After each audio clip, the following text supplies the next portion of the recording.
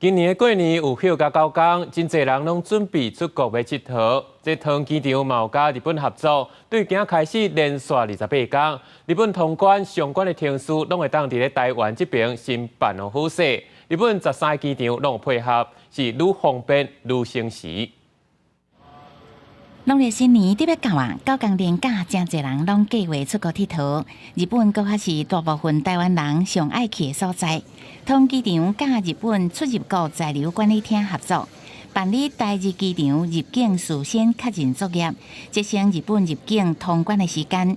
实行头一天，旅客拢感觉真满意。因为我是去很多趟日本，觉得那边蛮打我他说这样会比较快，就试试看第一次。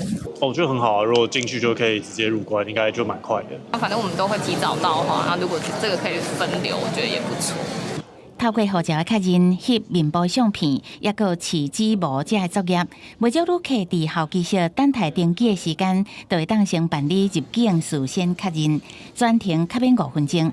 到日本机场了后，只需要搁再确认是本人，完成入境事先确认的认证，安尼就会当快速入去日本。这样子的一个措施呢，能够有效的解决日本小型机场的相关的运载量。这个春节限定的日本预先通关措施，即马开始到2月12日，拢总28天，16条航线，134个航班，延续去年函馆、旭川、秋田等8个机场以外，今年阁新增加冈山、茨城、宫崎等5个机场，拢总有13个特定机场。